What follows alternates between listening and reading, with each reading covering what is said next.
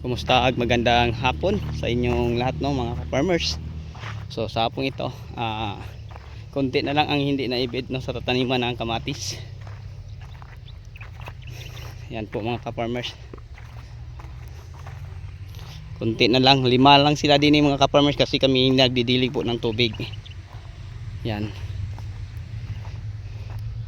And then sila dito nagbayad. Pagkatapos ni mga ka-farmers pahinga sila. Mag-spray sila ngayon.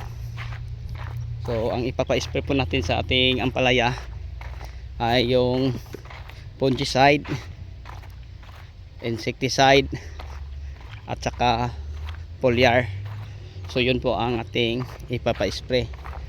So parang maipapakita ko sa inyo, tara samahan niyo ako mga ka-farmers.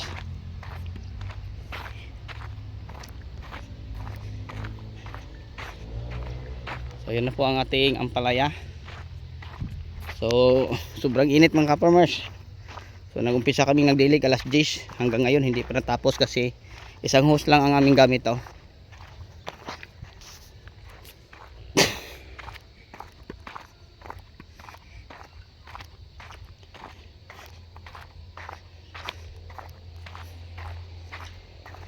Yan. Sobrang init, sobrang lakas pa ang hangin. So okay lang mga ka-farmers. So ang ampalaya natin 23 days. Ganito na siya katangkad, no? Matangkad na ang ating ampalaya. Kaya magpapa-spray tayo. So tulog sila mga ka-farmers. Yan no, may mga malilit na bunga oh. Yan. Tulog na sila. So ngayon nandyan ang ating ipapa-spray. So ulitin ko ang ipapa-spray natin, fungicide, insecticide at saka foliar. So sana nga malaman ninyo sa ating video ngayon ang ating ipapa-spray insecticide, fungicide at saka foliar. Yan, nandito na po tayo mga ka-farmers. Sana nga ay malaman ninyo. So ito ang ating ipapa-spray ngayon no, na fungicide, insecticide at saka foliar. So yung foliar mga ka-farmers mali ang nadala. So maganda din yung general booster, hindi yung blossom booster. So yung blossom booster pwede lang to siya kung mag 35 days. So ang ipapa-spray natin ngayon ay yung general 2020. So yun po ang maganda sa ganitong edad. Okay, so share ko lang sa inyo ang dosage no sa tamang paggamit nito. Sa ating insecticide mga ka-farmers na alika, maglagay lang po tayo no ng kahit mga 3 ml kasi 3 ml sa isang knapsack 12. So yun lang mga ka-farmers, napakakunti lang no, nasa 36 lang. So pwede tayo maglagay ng 40, pero ang ipapalagay natin ngayon din ay 50 ml sa ating alika. Ang EI niya lambda-cyhalothrin at saka timetoxam. So may kakayahan siyang mag-control no sa mga whitefly, aphids. So sa madaling salita, yung mga chewing and sucking insect. So yung aphids, mga thrips, mites at saka whitefly, kaya din yang i-control kasi ang alika na produkto sa Syngenta ay dual insecticide. So yun po ang kagandahan niya.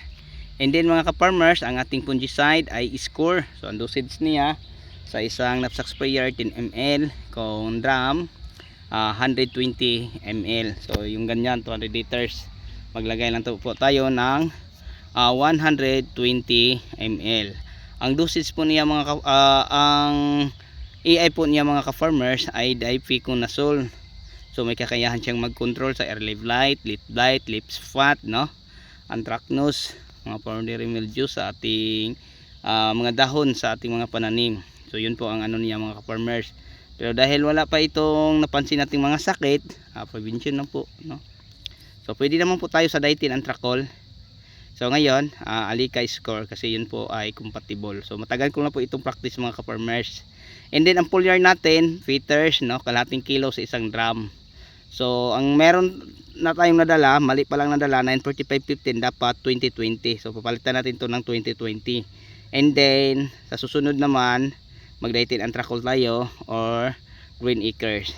So ang apsa naman natin mga ka-farmers, 30 ml lang. Wala namang ulan mga ka-farmers. Alam nyo, isang beses lang po ito inuulan ang ating area, yung sa pag-lamp prep lang namin. Simula noon hanggang ngayon, wala nang ulang malakas, ambon lang. Kaya ngayon sobrang init mga ka-farmers. Tingnan nyo ang lupa, ano na. So kawawa ang mga pananim. So ngayon nagdidilig po kami ng tubig and then mag-spray. Malamig sa puno and then may ano sa dahon. So buong baggabi mapakinabangan sa ating tanim.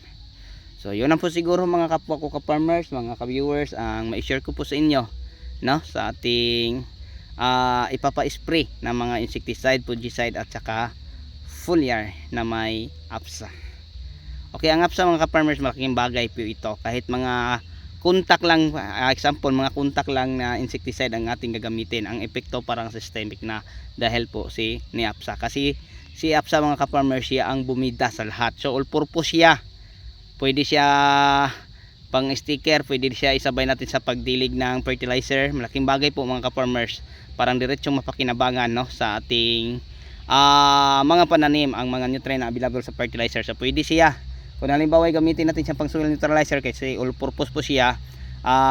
Kung halimbawa wala ka pang tanim, inararo, lamprey pa lang, so 200 ml sa isang drum, 20 ml sa isang knapsack sprayer kung pang soil neutralizer. Pero kung halimbawa ay pang sticker mo lang, 3 to 5 ml lang, no? Pero kung may 1 litro ka tapos 5 ml, mayroon ka ng 100 knapsack sprayer kung tag 5 ml. Kasi 1000 ml ang 1 litro, di ba? So divide 5 ml, so nakay 200. So ganyan lang siya mga ka-farmers. So ibig sabihin mura lang, hindi siya mahal.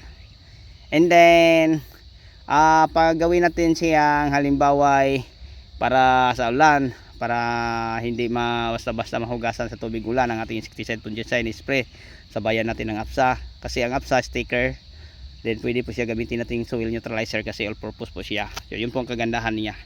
So yun lang po siguro mga ka-farmers, no, ang may share ko po sa inyo. So ang ating ipapa-spray, kunting apsa, 30 ml lang, pwede na. Hindi na natin taasan. And then score 120, alikap 50, kalating kilong feeders. Okay, so bago tayo magtapos, big love shout out po sa lahat nating mga subscriber, mga viewer, sharer at commentator. So sa inyong lahat at sa inyong walang sawang pagsuporta, maraming salamat po. Bye bye and God bless. So ngayon mga ka-farmers, mag-ano na tayo ng tubig para magpapa-spray. Bakit ganito akong oras magpapa-spray? Kasi kung halimbawa may whitefly, matutulog. Kung may uod, lumabas. Ang may mga pakpak, ano din, no, hindi sila makakalipad kasi gabi na. So yun po ang maganda mga ka-farmers pag mag-spray tayo ng insecticide, no, kasi si uod na nakatago, lumabas, ang may pakpak, matulog. So siguradong mapatamaan natin sila. Okay, so yun po ang ating technique dyan o diskarte sa pag-spray ng mga insecticide na sinabayan natin ng fungicide at saka foliar, and then may sticker pa. So yun na siguro, hanggang dito na lang po. Maraming salamat.